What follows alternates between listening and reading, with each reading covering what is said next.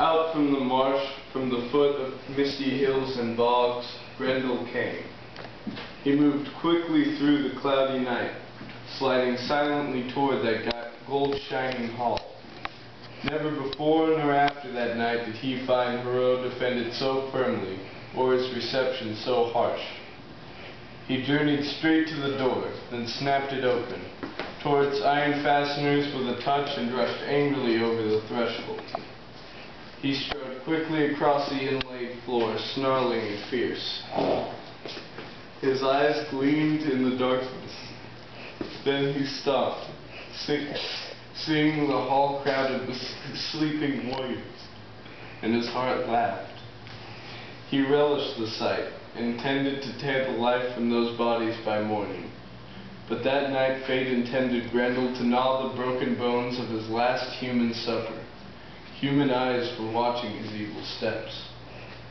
Grendel snatched the first geat he came to, ripped him apart, cut his body to bits with powerful jaws, drank the blood from his veins, and bolted him down, hands and feet. Then he stepped to another still body, clutched at Beowulf with his claws, grasped at a strong-hearted, wakeful sleeper, and was instantly seized himself. Claws bent back as Beowulf leaned up on one arm. Grendel knew at once that nowhere on earth had he met a man whose hands were harder. Grendel's one thought was to run from Beowulf, flee back to his march.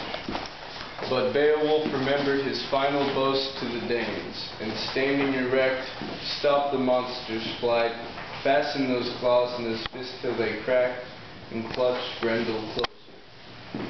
The infamous killer fought for his freedom, desiring nothing but escape. The high hall rang, its roof boards swayed, and Danes shook with terror. Down the aisles the battle swept angry and wild. Hero trembled. Its benches rattled, fell to the floor, gold-covered boards grating as Grendel and Beowulf battled across them.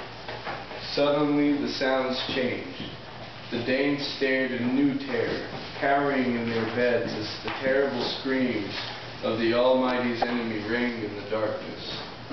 All of Beowulf's band had jumped from their beds, ancestral swords raised and ready, determined to protect their prince if they could. Their courage was great, but all wasted. They could hack at Grendel from every side, but their points could not hurt him. That sin-stained demon had bewitched all men's weapons, laid spells that blunted every mortal man's blade. Grendel saw that his strength was deserting him, with his claws caught and bound fast in the hero's strong hands. He twisted in pain, and the bleeding sinews deep in his shoulder snapped. Muscle and bone split and broke. The battle was over. Beowulf had been granted new glory. Grendel escaped, but wounded as he was, could flee to his den only to die, to wait for the end. And after that bloody combat, the Danes laughed with delight. Beowulf, a prince of the Geats, had killed Grendel. No Dane doubted the victory, for the proof, hanging high from the rafters where Beowulf had hung it, was the monster's arm, claw, and shoulder, and all.